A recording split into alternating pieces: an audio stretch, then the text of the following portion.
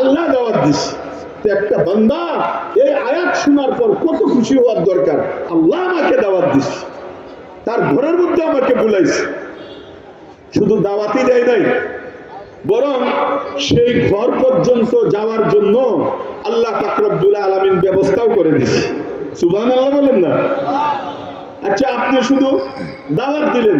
আজকে আমি আসছি অনেক দূর থেকে, উলামায়ে কেরাম আসছেন, দাওয়াত দিয়া যদি ঠিকানা না বলেন, আপনার বাসা কোথায়, মোবাইল নাম্বার না বলেন, তাহলে তো বাসা পর্যন্ত পৌঁছা সম্ভব না। আল্লাহ পাক রব্বুল আলামিন শুধু দাওয়াত দিয়ে ক্ষান্ত করেন নাই, আল্লাহ তাআলা আমাদেরকে ওই জান্নাত পর্যন্ত কিভাবে পৌঁছবো, জান্নাতের রাস্তা কি, কোন বাহনে উঠলে জান্নাতে যাওয়া যাবে, কোন গাড়িতে উঠলে জান্নাতে যাওয়া যাবে, কোন রাস্তায় চললে জান্নাত পর্যন্ত পৌঁছা যাবে, আল্লাহ পাক রব্বুল আলামিন এই জন্য বাবা আদম আলাইহিস সালাতু ওয়াস সালাম থেকে আখিরি নবী সাল্লাল্লাহু আলাইহি সাল্লাম পর্যন্ত লক্ষ লক্ষ কোটি কোটি অসংখ্য অগণিত রাহবার এবং নবী রাসূলকে আল্লাহ পাক রব্বুল আলামিন দুনিয়াতে পাঠাইছে। নবী রাসূলের একটাই কাজ ছিল, তার আল্লাহ তাআলার বান্দা বান্দীকে জান্নাতে কোন পথে চললে জান্নাত পর্যন্ত পৌঁছা যাবে। আল্লাহ যে আপনার আমার বাড়ি বানাইছেন, শুধু বাড়ি বানাইলেই তো হবে না, বাড়ির রাস্তাও তো চিনতে হবে। কথা বলেন না কেন? ডানে যাব না বামে যাব, সামনে না পিছনে, উপরে না নিচে, কোন রাস্তায় হাঁটলে জান্নাত পর্যন্ত যাওয়া যাবে, এই রাহবরি করেছেন কে? নবী রাসূলগণ। তারা রাস্তা দেখাইয়া দিয়েছে। কারণ আল্লাহ তাআলা জান্নাতে বাড়ি বানাইছেন, কথা সত্য, কোরআনে বলেছেন, দাওয়াতও দিয়েছেন, কিন্তু আমাদের লোকেশন তো জানা নাই, কোন দিকে যাইতে হবে, ডানে মুড় না বামে মুড়। এই জন্য আজকাল তো ডিজিটাল হয়ে গেছে, কোথাও যাইতে হলে মোবাইলে সেটিং করে, সেটিং কইরা জায়গাটার নাম লেখে, ওইটা দেখা দেয়, আর সে যাইতে থাকে, লোকেশন থাকে, আছে না এই লোকেশন। তো আপনার আমার জন্য আল্লাহ জান্নাতে বাড়ি বানিয়েছেন, আর লোকেশনের জন্য আল্লাহ তাআলা লক্ষ লক্ষ নবী রাসূলকে দুনিয়াতে পাঠাইছে। ওরা লোকেশন দেখাইছেন, কোন রাস্তায় হাঁটলে পরে আপনি আমি আমাদের গন্তব্যস্থল জান্নাত পর্যন্ত পৌঁছতে পারবো। লোকেশন পাঠানোর দরকার কেন জানেন? কারণ জান্নাত আমাদের কাছের কোনো জায়গার নাম না, অনেক দূরে, অনেক দূরে। বলে কত দূরে? এই জমিন থেকে প্রথম আসমান পাড়ি দেওয়ার পর, দ্বিতীয় আসমান পাড়ি দেওয়ার পর, তৃতীয় চতুর্থ পঞ্চম ষষ্ঠ সপ্তম আসমান পাড়ি দেওয়ার পর, এরপরে সিদরাতুল মুনতাহা, ৭ আসমানের উপরে সিদরাতুল মুনতাহা, সিদরাতুল মুনতাহা পাড়ি দেওয়ার পর এরপর আল্লাহ সূরাতুন নাজমের মধ্যে উল্লেখ করেছেন, ইনদা সিদরাতুল মুনতাহা ইনদাহা জান্নাতুল মাওয়া। ৭ আসমান পাড়ি দিতে হবে তোমার, এরপরে সিদরাতুল মুনতাহা পাড়ি দিতে হবে, ইনদা সিদরাতুল মুনতাহা, যখন সেখানে পৌঁছবা ইনদাহা জান্নাতুল মাওয়া, সেইখানে তোমার বাপের বাড়ি পাইবা। আমরা যেরকম নাকি ছোটকালে একটা কবিতা পড়ছিলাম, ওই দেখা যায় তাল গাছ, ওই আমাদের গা, ওইখানেতে বাস করে কানা বগির ছক। ঠিক নবী রাসূলের রাস্তা, বাতলানো রাস্তা অনুযায়ী ৭ আসমান পাড়ি দেওয়ার পর, সপ্তম আসমানের উপরে সিদরাতুল মুনতাহা, সেইটা শেষ করার পর, পাড়ি দেওয়ার পর আস্তে আস্তে জান্নাতের বাগিচা গ্রামটা যখন দেখা যাবে, কেমন যেন আমরাও ওইগুলো দেখা সিদরাতুল মুনতাহা থেকে কবিতা পড়া শুরু করব। ওই দেখা যায় জান্নাত, ওই আমাদের গা, ওইখানেতে বাস করি তো আমার বাবা মা। সুবহানাল্লাহ। আমার বাবা আদম, মা হাওয়া। জান্নাত একদম কাছের জিনিস না। আসমান কাকে বলে? কত দূরে আসমান? বৈজ্ঞানিকরা বলে, শুনেন, এই যে চন্দ্র সূর্য গ্রহ নক্ষত্র, ওয়ালাকাদ যায়্যানাস সামাআদ দুনিয়া বিমাসাবিহ, এই সমস্ত তারকারাজির দ্বারা আল্লাহ তাআলা ডেকোরেশন সাজাইছেন, আসমানকে সুন্দর করেছেন। এই সবগুলো আসমানের নিচে, আসমানের ধারে কাছেও না। একটা সূর্য এই পৃথিবীর থেকে 13 কোটি গুণ বড়, 13 লক্ষ গুণ বড়। এমন সূর্য, লক্ষ লক্ষ কোটি কোটি সূর্য আল্লাহ পাক রব্বুল আলামিন বানাইছেন। এই কোটি কোটি সূর্যের দ্বারা একটা জগৎ বানানো হয়েছে, এই জগতের নাম সৌরজগৎ। এমন সৌরজগৎ লক্ষ লক্ষ কোটি কোটি বানায় রাখছে আল্লাহ। এই কোটি কোটি সৌরজগৎ মিলে হইল একটা গ্যালাক্সি। আমাদের গ্যালাক্সির নাম হইল মিল্কি ওয়ে। একটা গ্যালাক্সির ভিতরে হাজার হাজার লক্ষ লক্ষ কোটি কোটি এমন সূর্য না সৌর জগৎকে আল্লাহ ঢুকাইয়া রাখছে। আর এমন গ্যালাক্সি আল্লাহ তাআলা অসংখ্য অগণিত আল্লাহ আসমানের মধ্যে লটকে রাখছে। এই হাজার হাজার লক্ষ লক্ষ গ্যালাক্সি গুলোকে আপনি ধইরা এই ছোট ছোট মিটমিট করে আসমানে যে তারকাগুলো বুটের মতন দেখা যায়, এই বুটের মতো তারকার ভিতরে এই কোটি কোটি গ্যালাক্সি গুলোকে ধইরা যদি বলেন, আল্লাহ সূরা ওয়াকিয়ার মধ্যে বলেছেন ফালা উকসিমু বিমাওয়াকিন নুজুম, আমি আল্লাহ ওই তারকাগুলোর কসম খেয়ে বলতেছি যে তারকার ভিতরে কোটি কোটি সৌরজগৎকে গ্যালাক্সি গুলোকে ঢুকানোর পরে কিয়ামত পর্যন্ত এমন ভাবে এইগুলো তার ভিতরে হারায়া যাবে, যেরকম বিশাল বড় মরুভূমির ভিতরে একটা সরিষার দানা হেলিকপ্টার থেকে নিক্ষেপ করলে ওইটা খুঁজে পাওয়া যেরকম দুষ্কর হয়ে যাবে, এই কোটি কোটি গ্যালাক্সিকে তারকার পেট এত বড় এর ভিতরে ছেড়ে দিলে কিয়ামত পর্যন্ত তুমি তালাশ করে এই গ্যালাক্সিগুলো খুঁজে তুমি পাইবা না, এত বড় এক একটা তারকা। আর এমন তারকা আসমানের মধ্যে কত কত হাজার, কত লক্ষ, কত কোটি, কত শ কোটি, কত হাজার কোটি, কত লক্ষ লক্ষ কোটি। আল্লাহ বলেন ওয়ালাকাদ যায়্যানাস সামাদ দুনিয়া, এইগুলোকে আসমান বলে না, আসমানের ধারে কাছেও না, আমি এইগুলোর দ্বারা শুধু আসমানকে সুসজ্জিত করছি, ডেকোরেশন করছি। এই যে আপনাদের মনোরম এক পরিবেশ, কত সুন্দর, আপনাদের প্রাণপ্রিয় এই প্রতিষ্ঠানের প্রতিষ্ঠাতা কত বড় মন, তারা সুন্দর করার জন্য লক্ষ লক্ষ টাকা খরচ করে তারা মঞ্চটাকে সাজাইছে। আল্লাহ বলেন আমি আমার মঞ্চ আসমানকে ওই তারকারাজির দ্বারা সাজাইছি। এই সবগুলো আকাশের নিচে। বৈজ্ঞানিকরা বলে এইগুলো তো আকাশের নিচেই, প্রথম আসমান যে কোথায় একটু ধারণা নেই। আল্লাহ যখন আসমান তৈরি করেছেন, 7 আসমান 7 জমিন সবগুলো তৈরি করেছেন, বৈজ্ঞানিকরা বলে সাথে সাথে আল্লাহ এমন কিছু তারকারাজি বানাইছেন, তৈরি করেছেন, যে তারকাগুলোর আলো পৃথিবীর দিকে আলোর গতিতে ধেয়ে আসতেছে। আর আলোর গতি হলো 1 সেকেন্ডে 1,86,000 মাইল পর্যন্ত চলে যায় 1 সেকেন্ডে। ওই তারকার জন্মের পর থেকে এমন এমন হাজার হাজার তারকা, যার জন্মের পর থেকে তার আলোগুলো পৃথিবীর দিকে সেকেন্ডে ওই আলোর গতিতে 1,86,000 মাইল গতিতে প্রত্যেক সেকেন্ডে পৃথিবীর দিকে আসতে আসে আসতে আসে হাজার হাজার বছর, লক্ষ লক্ষ বছর, কোটি কোটি বছর চলে যাচ্ছে। বৈজ্ঞানিকরা বলে আমাদের আশঙ্কা কিয়ামত এসে যাবে, এরপরেও আসমান এত দূরে এত দূরে এত দূরে, ওই তারকাগুলোর আলো পৃথিবী পর্যন্ত কিয়ামতের আগেও পৌঁছবে। তাহলে প্রথম আসমান কোথায়? এবার আমরা কিছুটা আন্দাজ করতে পারছি এই জমিন থেকে প্রথম আসমান কত দূরে। কথা বুঝেন না কেন? আমরা এই যে চতুর্দিকে বিল্ডিং গুলো দেখতেছেন, বিল্ডিং এর একটা নিয়ম আছে, মাপ আছে। প্রথম ফ্লোর থেকে ছাদ পর্যন্ত 9.5 ফিট 10 ফিট এতটুকু একটা উচ্চতা থাকে। পরে একটা ছাদ ঢালাই দেবে 5 ইঞ্চি 6 ইঞ্চি 7 ইঞ্চি নিয়ম অনুযায়ী। এরপরে আবার আর একটা ফ্লোর 9.5 ফিট ফাঁকা, এরপরে একটা ছাদ 6 ইঞ্চি, আবার 9.5 ফিট, আবার ছাদটা 6 ইঞ্চি। আল্লাহ পাক রব্বুল আলামিন বলেন আমার ছাদ তোমাদের ছাদের মতো না, দুনিয়ার বিল্ডিং এর মতো না। আমি যে 7টা ছাদ ঢালাই দিছি, জানো আমার ঢালাই কত ইঞ্চি? যে আল্লাহ কত ইঞ্চি? এই জমিন থেকে নিয়ে আসমান পর্যন্ত যত দূরত্ব। আবার বলতেছি জমিন থেকে নিয়ে প্রথম আসমানের ছাদ পর্যন্ত যত দূরত্ব, প্রথম আসমানের ছাদটা হুবহু এত পুরুত্ব আর এত মোটা। আবার কিতাবে লেখে দ্বিতীয় আসমানের ফাঁকাটা প্রথম আসমানের ফাঁকা যত এর ডাবল, তার ছাদটাও এরকম ডাবল। তৃতীয় আসমান এটা দ্বিতীয়র চেয়ে ডাবল, তার ছাদ ডাবল। চতুর্থ আসমান তার ডাবল, ছাদটা ডাবল। পঞ্চম আসমান তার আগেরটা ডাবল, ছাদও ডাবল। ষষ্ঠ আসমান ডাবল। এবার আন্দাজ করেন সপ্তম আসমানের ফাঁকা কত এবং সপ্তম আসমানের ছাদের পুরুত্ব কত।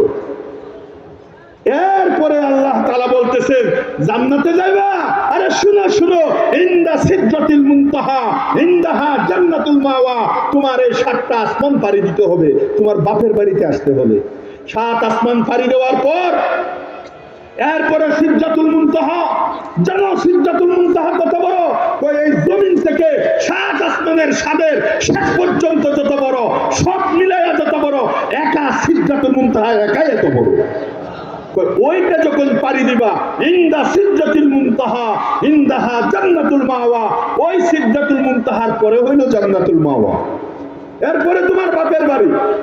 এখন প্রশ্ন হলো হুজুর শুরুতে তো অনেক আশা করছিলাম যে জান্নাত যেহেতু সবার জন্য আল্লাহ বানাইছে মোর মুয়ার যাইবো।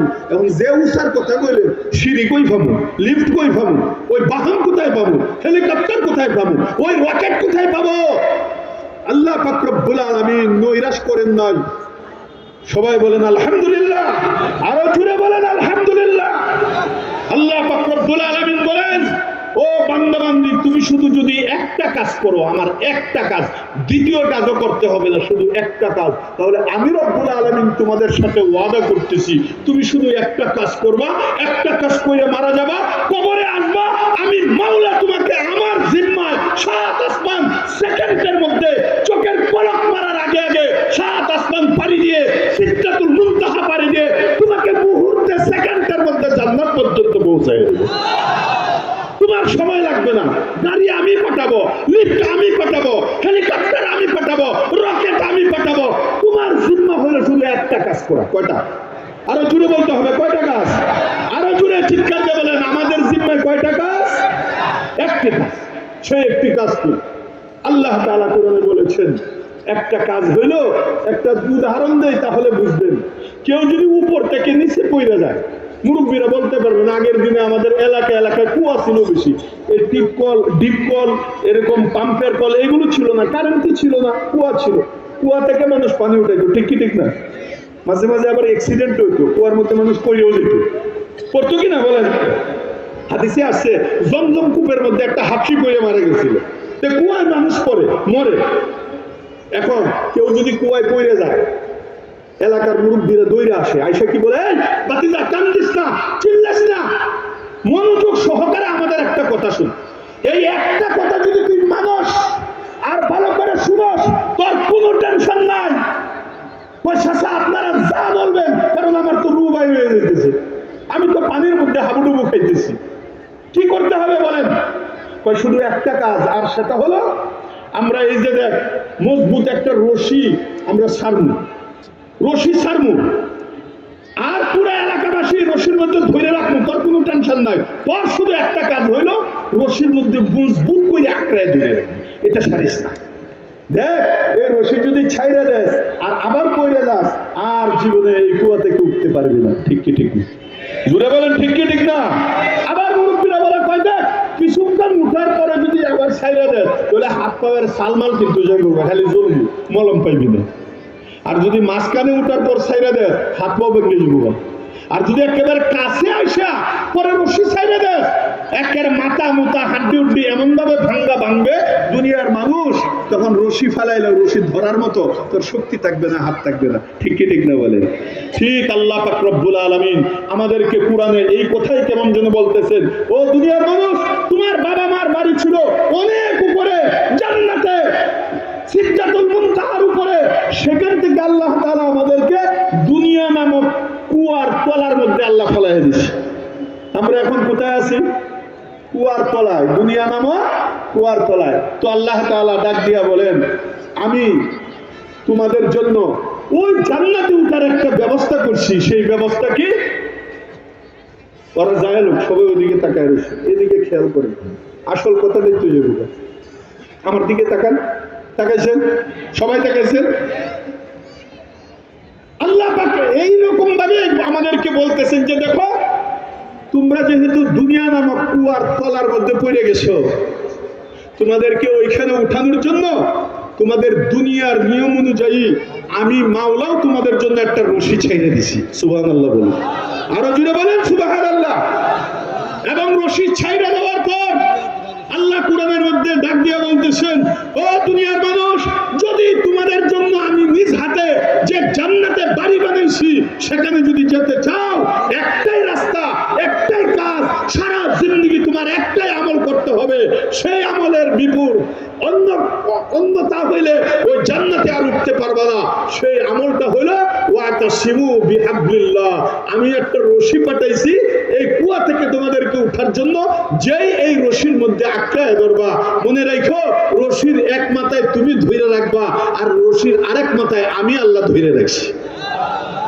যে ব্যক্তি এই রশির মধ্যে মজবুত করে ধরবে, ওয়াতাসিমু বিহাবলিল্লাহ করবে, আল্লাহর রজ্জুকে রশিকে আঁকড়ায় ধরবে, তাতে কামড় দিয়ে ধরবে, আল্লাহ পাক রব্বুল আলামিন তাকে সেকেন্ডের মধ্যে একদিকে সে মারা যাবে, ইন্তেকাল করবে, মাওলা তার রশির মাধ্যমে সেকেন্ডের মধ্যে, মুহূর্তের মধ্যে, চোখের পলকের মাধ্যমে আল্লাহ 7 আসমান পাড়ি দিয়ে, সিদরাতুল মুনতাহা পাড়ি দিয়ে মাওলা আপনাকে আমাকে জান্নাত পর্যন্ত পৌঁছাইয়া দেবে। এখন কথা হলে এই রশিটা ভাই হুজুর কত করে কেজি, কোন দোকানে পাওয়া যাবে? আল্লাহ তাআলা ইরশাদ করেন, ওয়াতাসিমু বিহাবলিল্লাহ, আমার রশিকে তোমরা আঁকড়িয়ে ধরো। আর আমার রশি আর কিছু না, আমার রশি আর কোনো তোমাদের পাটের রশি না, আমার রশির নাম হইল পুরা 30 পারা কুরআনুল কারীম। জুড়ে বলেন সুবহানাল্লাহ। আল্লাহর রশির নাম কি? কুরআনুল কারীম। কুরআনকে আঁকড়িয়ে ধরা। জান্নাতে যাওয়ার দ্বিতীয় কোনো ওয়ে নাই দোস্ত, জান্নাতে যাওয়ার দ্বিতীয় কোনো রাস্তা নাই, জান্নাতে যাওয়ার দ্বিতীয় কোনো বাহন নাই। আল্লাহ পাক রব্বুল আলামিন কিয়ামত পর্যন্ত সমস্ত মানব জাতির জন্য জান্নাতে যাওয়ার একটাই লিফট, একটাই ব্যবস্থা, একটাই হেলিকপ্টার, একটাই প্লেন, একটাই রকেট, একটা রশি, একটা বাহন, এইটাই বুরাক, একটা জিনিসই পাঠাইছেন, ওইটা হলো আল্লাহর রশি, পবিত্র কুরআনুল কারীম। পবিত্র কুরআনুল কারীম। এই কুরআন যে ধরবে একমাত্র সেই জান্নাতে যাবে। কুরআন যে ছাড়বে দুনিয়ার যাই করুক না কেন সে জান্নাত পর্যন্ত পৌঁছতে পারবে না। আল্লাহ ওয়াদা করেছে জান্নাতে যেতে হলে কুরআন ধরতে হবে। এখন আমাদের চেক করার দরকার আমরা কি আসলে কুরআন ধরছি না ছাড়ছি। আমি একটু আপনাদের সাথে আলোচনা করতে চাই। দোস্ত, আমাদের ছোটকালেই আমরা দেখছি মানুষ কোরআনকে এমন ভাবে ধরতো, ফজরের পরে ঘুম থেকে উঠলেই প্রত্যেক ঘরের সামনে দিয়ে যখন রাস্তা দিয়ে হাঁটা হইতো তখন কোরআনের আওয়াজ পাওয়া যাইতো। কথা বলেন না কেন? মুরব্বীরা কোরআন পড়তেছে, যুবকরা কোরআন পড়তেছে, সবাই কোরআন পড়তেছে। আমি আরেকটা জিনিস আপনাদেরকে জিজ্ঞাসা করি, আমি আমার ছোটকালে দেখেছি আমরা যখন ফজরের পরে ফজরের সময় শুয়ে থাকতাম, মা রাপাসার মধ্যে থাপা দিত, দরকার লাগলে ঝাড়ু দিয়ে বাড়ি দিত। এলাকার সব বাচ্চারা মসজিদে চলে গেছে, তুই এখনো ঘুমাইছস, ঝাড়ুর মুড়াতে বাইরে পাঠাইতো। ঠিক কি ঠিক না বলেন? কিছুক্ষণের মধ্যে দেখা যাইতো চতুর্দিক থেকে মেয়ে ছেলে ছোট বড় সব বাগদাদি কায়দা নিয়া, আমপারা নিয়া, কুরআন শরীফ নিয়া অল্প সময়ের ভিতরে মসজিদ ভরপুর হয়ে যাইতো। আরে মসজিদের সেই কুরআন তেলাওয়াতের আলোকে পুরা এলাকা আলোকিত হয়ে যেত, মুখরিত হয়ে যেত। আমি আরেকটা কথা আপনাদেরকে জিজ্ঞেস করতে চাই, মুরব্বী যারা আছেন, আমি ছোটকালে দেখেছি, বয়স তো বেশি হয় নাই, আমার ছোটকালে আমি দেখেছি মুরব্বীরা যখন ছেলের বউয়ের জন্য বউ দেখতে যাইতো, মেয়েরা প্রথমেই জিজ্ঞাসা করতো, মা তুমি কুরআন পারোনি? কথা বলেন না কেন? মা তুমি তেলাওয়াত পারোনি? তখন মা একটু তেলাওয়াত করো তো। এই মেয়েটা যখন নাকি তেলাওয়াত করতো আর মুরব্বীদের পছন্দ হয়ে যাইতো, মুরব্বীর মুখে একটা মুস্কি হাসি আসতো আর বলতো, মেয়ে আমার খাটছে, মেয়ে আমার পছন্দ হয়ে গেছে, আমি আর কিছু চাই না, আমি আর কিছু দেখবো না। এই মেয়ে যদি আমার ঘরে আসে আর কোরআন তেলাওয়াত করে, আরে তার তেলাওয়াতের বরকতে আমার ঘর বরকতময় হয়ে যাবে। এই সমস্ত মেয়েদের পেট থেকে বড় বড় আলেম পয়দা হয়েছে, মুফতি পয়দা হয়েছে, হাফেজে কুরআন পয়দা হয়েছে, মুফাসসির পয়দা হয়েছে, মুহাক্কিক পয়দা হয়েছে, খতীবে বাঙ্গাল পয়দা হয়েছে। পুরা দুনিয়াকে হেদায়েত করার মতো আল্লাহ তাআলা এমন মকবুল বুজুর্গানে দ্বীন তাদের পেট থেকে আল্লাহ দান করেছে। ঠিক কি ঠিক না বলি? মুআজ্জাজ হাজিরিন, আর আজকাল ওইগুলোর ধার ধারে না, ঘুম থেকে উঠেই মোবাইলটা কই আছে দেখে, বাস খুইলে বাস মোবাইলের মধ্যে চেক করে, অথবা রিমোট কন্ট্রোল কোথায় আছে চোখ বন্ধ করে এরপরে টিভিটা ছাইরা টিভি দেখতে দেখতে আস্তে আস্তে ঘুম থেকে উঠে। ঠিক কি ঠিক না? আমাদের মুরব্বীদের আগে কোরআনের সাথে এমন মহব্বত ছিল, আমাদের এই জমানায় মোবাইলের সাথে যেরকম মহব্বত, তাদের কোরআনের সাথে এত মহব্বত, যেখানেই যাইতো সাথে কোরআন থাকতো, মুখে কোরআন থাকতো, আল্লাহ আল্লাহ জিকির থাকতো। এই জন্য এই কোরআনকে তারা ধরার কারণে, ওয়াতাসিমু বিহাবলিল্লাহ করার কারণে আল্লামা ইকবাল রহমতুল্লাহ আলাইহি বলেছেন, ও জমানা মুআজ্জাজ থে আমেলে কুরআন হুকর और तुम জলিল হুয়া হু তারেকে কুরআন হুকর। আল্লাহ তাদেরকে ইজ্জতের সাথে জীবন কাটাইছে, কারণ তারা কোরআনকে সম্মান করত, কোরআনকে ইজ্জত করত। আর আজকে পৃথিবীর যেখানে মুসলমান, আজকে মুসলমান লাঞ্ছিত, মুসলমান বঞ্চিত, মুসলমান অপদস্থ, মুসলমান রক্তাক্ত, মুসলমান নির্যাতিত, মুসলমান মার খাচ্ছে, মুসলমানের রক্ত নিয়ে সারা পৃথিবীর ইহুদ নাসারারা হোলি খেলা খেলতেছে। এর একমাত্র কারণ হলো আজকে মুসলমান তার কোরআন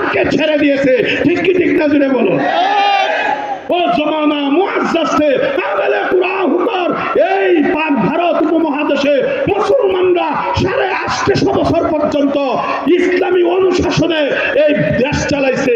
এই রাজ্যের মালিক ছিল মুসলমানেরা কোরআনের সাথে মহব্বত থাকার কারণে।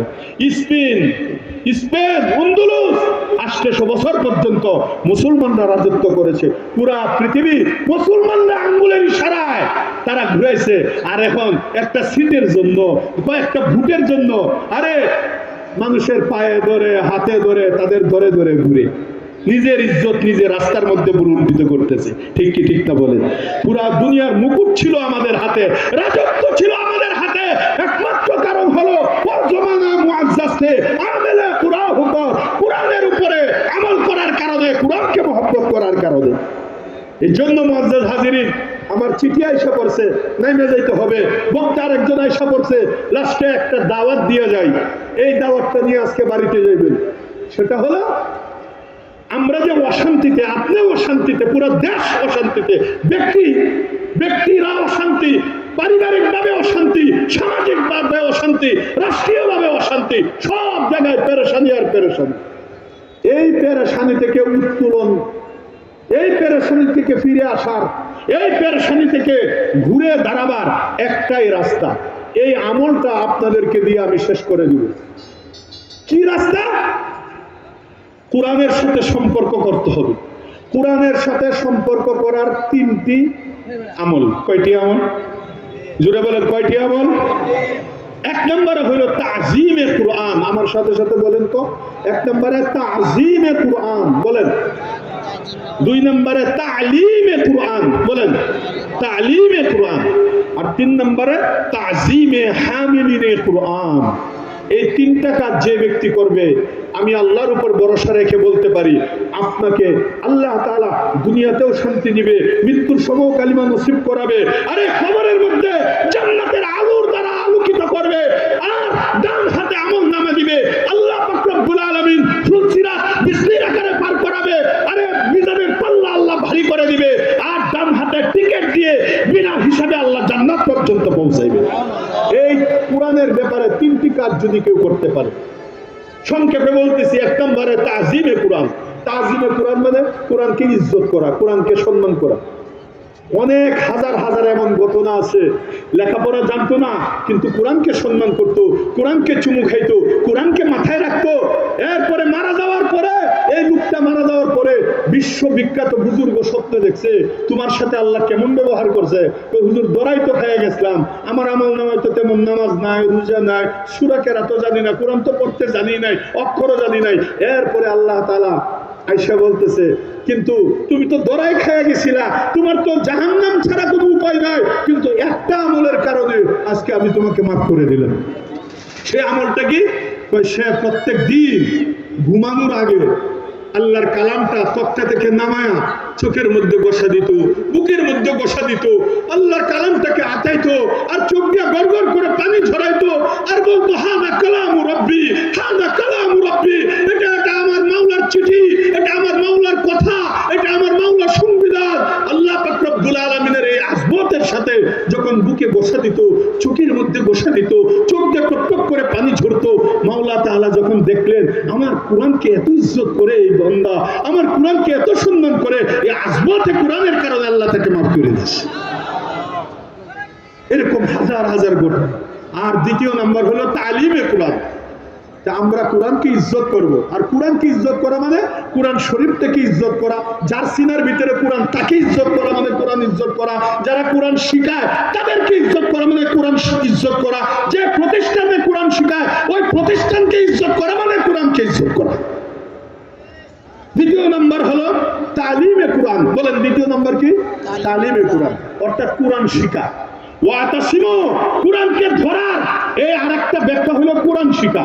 সারা জীবন খালি বললাম, হ্যাঁ আমি কোরআন মহব্বত করি, কোরআনকে ভালোবাসি, কিন্তু কোরআন শিখলাম না, সূরা ফাতিহাটাও শুদ্ধ হলো না, 4টে সূরাও নামাজের জন্য মাখরাজ অনুযায়ী আমি শুদ্ধ করতে পারলাম না। আপনারা একটা মাসলা সকলেই জানেন, নামাজের মধ্যে সুন্নত ছুটলে নামাজ ভাঙবে না, ওয়াজিব ছুটলে সুজুদ সিজদা দিলে নামাজ হয়ে যাবে, কিন্তু বলেন তো ফরজ যদি ছুটে তাহলে নামাজ হবে? এখন বলেন, নামাজের মধ্যে শুদ্ধ করে কোরআন পড়া এটা কি সুন্নত না ওয়াজিব না ফরজ? ফরজ। এই জন্য ভাই অনেকে 60-70 বছর ধরে নামাজ পড়ি, কিন্তু 4টা সূরাও যদি শুদ্ধ না হয়, আল্লাহর লিস্টিতে আপনার নাম লেখা হবে আপনি নামাজই পড়েন নাই, কারণ কোনবেলা আপনি ফরজ আদায় করেন নাই, ফরজ তরফ হইতেছে। এই জন্য দ্বিতীয় নম্বর হলো তালিমে কোরআন। কোরআন শিখতে হবে। আফসোস লাগে ঘুম থেকে উঠার পর 1 ঘন্টা পর্যন্ত, 1.5 ঘন্টা পর্যন্ত, 2 ঘন্টা পর্যন্ত পেপার শেষ করে, শুরু থেকে শেষ পর্যন্ত পেপারে কোন কোনায় কি আছে সব শেষ করে এরপরে টিভি দেখে। আফসোস লাগে আমাদের সন্তানদেরকে চাইনা ভাষা শিখাইতেছে, ইংলিশ ভাষা শিখাইতেছে, যে দেশে যাবে ইটালি ফ্রান্সের ভাষা কোর্স করায় তাদেরকে শিক্ষা দিচ্ছে, কিন্তু যে কোরআন দ্বারা নাজাত পাওয়া যাবে, রিজিকের অভাব অনটন আল্লাহ তাআলা দূর করবে, এই কোরআনকে শেখানো হচ্ছে না, শুদ্ধ করে শেখানো হচ্ছে না।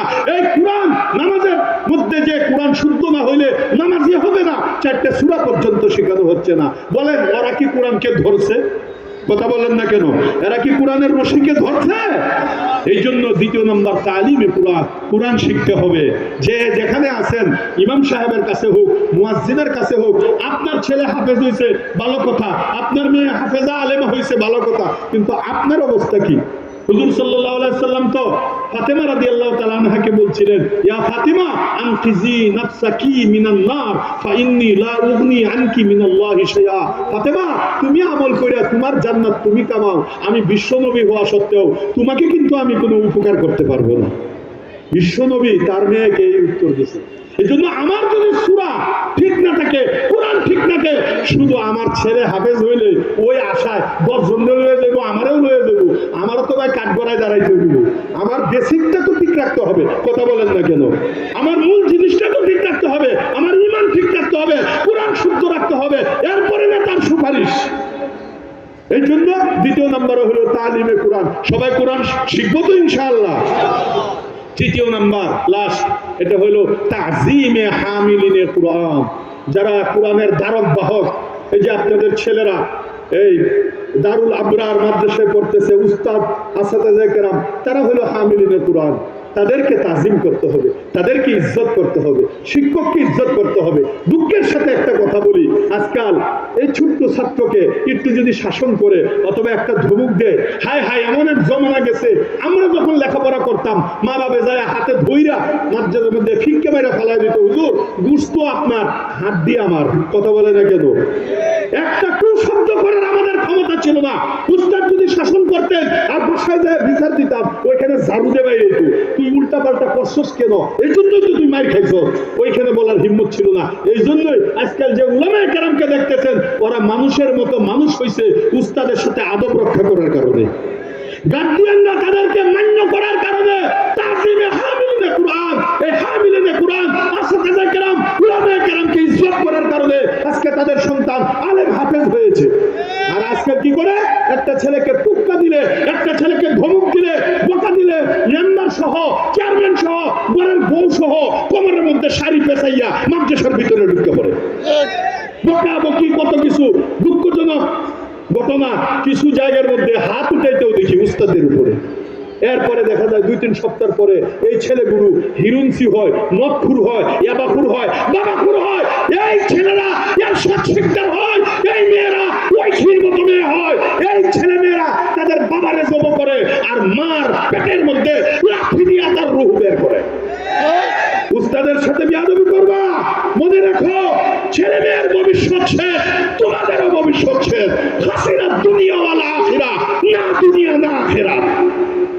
এই জন্য আমি একদম আখিরি শব্দ, শেষ কথাটা বলে এখন শেষ করে দিব। সেটা হলো, দোস্ত, কেন আপনি উস্তাদদেরকে সম্মান করবেন? তার একমাত্র কারণ হলো আপনার সন্তানকে যে উস্তাদরা পড়াচ্ছে, এই প্রত্যেকটা উস্তাদের সম্পর্ক সরাসরি নবী করিম সাল্লাল্লাহু আলাইহি সাল্লামের সাথে। জুড়ে বলেন সুবহানাল্লাহ, আরো জুড়ে বলেন সুবহানাল্লাহ। এই কথাটা বলে এখন শেষ করে দিব। প্রত্যেকটা আলেমের সম্পর্ক, প্রত্যেকটা উস্তাদের সম্পর্ক মদিনাওয়ালার, সেই সোনার মদিনার সোনার মানুষ আকায়ে নামদার সাল্লাল্লাহু আলাইহি সাল্লামের সাথে, নবীর সাথে। কিভাবে এই উস্তাদদের সম্পর্ক নবীর সাথে? এই উস্তাদদেরকে যদি জিজ্ঞেস করেন, আপনার ছেলেদেরকে যাদের কাছে দিছেন, ওনাদেরকে যদি জিজ্ঞেস করেন হুজুর আমার ছেলেকে যে দিন শিখাইতেছেন এই এলেম আপনি কার কাছ থেকে শিখছেন? অনেক উস্তাদ এখানে আছেন, তারা বলবেন অমুক অমুক বড় বড় শাইখুল হাদিসের নাম বলবেন, তাদের কাছ থেকে আমি এলেম শিখছি। এরপরে তাকে যদি জিজ্ঞেস করেন হুজুর আপনি যে সন্তানদেরকে শিখাইতেছেন আপনি কার কাছ থেকে শিখেছেন? অনেক উলামায়ে কেরাম আপনাকে উত্তর দিবেন আমি এলেম অর্জন করেছি দেওবন্দের অমুক অমুক উস্তাদের কাছ থেকে।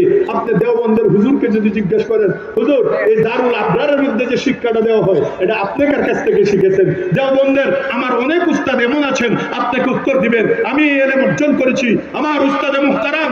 আরে 1 বছর 2 বছর নয় 18 বছর পর্যন্ত মসজিদে নববীতে নবী করিম সাল্লাল্লাহু আলাইহি সাল্লামের রওজায়ে আতহারের পাশে বসে যিনি হাদিসের দরস দিয়েছিলেন, যিনি ব্রিটিশ খেদাও আন্দোলনের অগ্রনায়ক ছিলেন, যার ধমনীতে নবী করিম সাল্লাল্লাহু আলাইহি সাল্লামের রক্ত রয়েছে, সেই আওলাদে রাসূল ব্রিটিশ খেদাও আন্দোলনের অগ্রনায়ক হযরত সৈয়দ হুসাইন আহমদ মাদানী রাহমাতুল্লাহ আলাইহির কাছ থেকে এই ইলম আমি অর্জন করেছি। মাদানী রাহমাতুল্লাহ আলাইহিকে যদি জিজ্ঞেস করেন হুজুর আপনি এই মাদ্রাসার ইলম কার কাছ থেকে অর্জন করেছেন?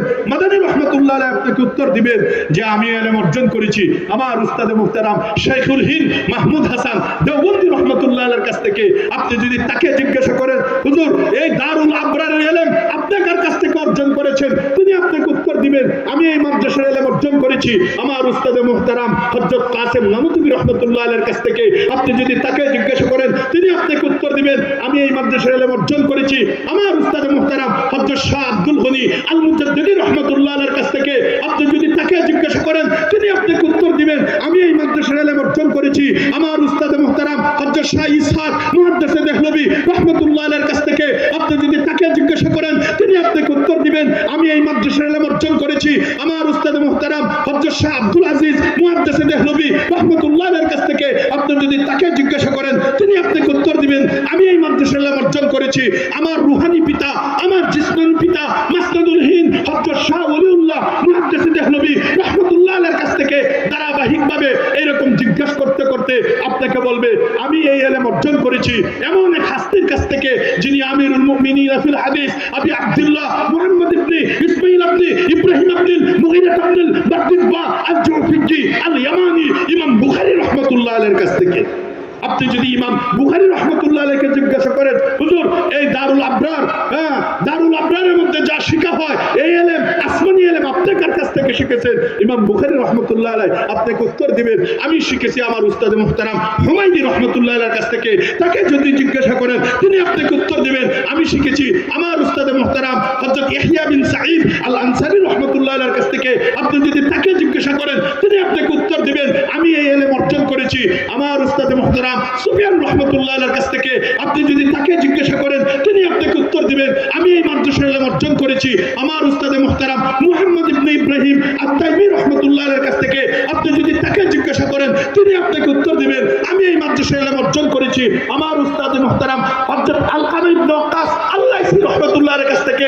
আপনি যদি তাকে জিজ্ঞাসা করেন তিনি আপনাকে উত্তর দিবেন আমি এই মাদ্রাসার ইলম অর্জন করেছি খলিফা সানি উমর ইবনুল খাত্তাব রাদিয়াল্লাহু তাআলা আনহুর কাছ থেকে।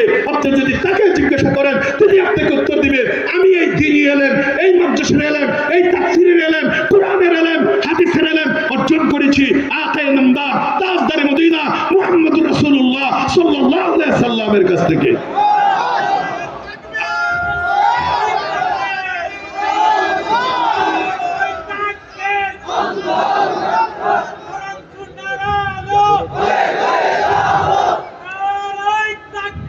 বাস আমার সময় শেষ। আপনি যদি একটু কষ্ট করে নবী করিম সাল্লাল্লাহু আলাইহি সাল্লামকে জিজ্ঞাসা করেন ইয়া রাসূলুল্লাহ ইয়া হাবিবাল্লাহ আজকে যে 45টা 50 জনের মতো কোরআনের হাফেজ হয়েছে ইলম শিখতেছে কোরআন শিখতেছে হাদিস শিখতেছে আমাদের বাচ্চাদের এই ইলম ও নবী আপনি কার কাছ থেকে শিখেছেন? নবী আপনাকে উত্তর দিবেন আল্লামানি রব্বি ফাহসানা তালিমি ওয়া আদাবানি রব্বি ফাহসানা তাদিবি। আল্লাহ আমাকে ইলম শিখাইছেন উত্তম ইলম শিক্ষা দিয়েছেন আল্লাহ আমাকে আদব শিখাইছেন উত্তম আদব শিক্ষা দান করেছেন। সুতরাং এই মাদ্রাসা দারুল আবরার এবং আশেপাশে যত মাদ্রাসা আছে দিনী, প্রত্যেকটা উস্তাদের সম্পর্ক সরাসরি নবী করিম সাল্লাল্লাহু আলাইহি সাল্লামের সাথে। এই জন্য তাদেরকে ইজ্জত করা, হামিলিনে কোরআনকে তাজিম করা, ইজ্জত করা মানে নবীকে ইজ্জত করা। আল্লাহ তাআলা আমাদেরকে এই কথাগুলোর উপর আমল করার তৌফিক দান করে, বলেন আমিন। বিশেষ করে তিনটি কথা, কোরআনের তাজিম জবরদস্ত মেহনত করতেছে। পুরা গাজীপুরের মধ্যে প্রসিদ্ধ একজন মানুষ, আল্লাহ পাক রব্বুল আলামিন আরো তার খেদমতটাকে ব্যাপক করে, বলেন আমিন। তার দ্বারা আল্লাহ পুরা বাংলাদেশের মধ্যে এরকম ভাবে কোরআনের আলু আল্লাহ চপ্পায় চপ্পায় অলি গলিতে আল্লাহ পৌঁছে দেয়, বলেন আমিন। ওয়া আখিরু দাওয়ানা আনিল হামদুলিল্লাহি রাব্বিল আলামিন। আলহামদুলিল্লাহ, অসংখ্য শুকরিয়া জ্ঞাপন করছি। চমৎকার বয়ান করতেছিলেন আমাদের মাঝে মুফতি আব্দুল বারী কাসেমি দামাত বরকাতুহুল আলিয়া। আমরা হযরতকে জানাই দারুল আবরার হিফজুল কোরআন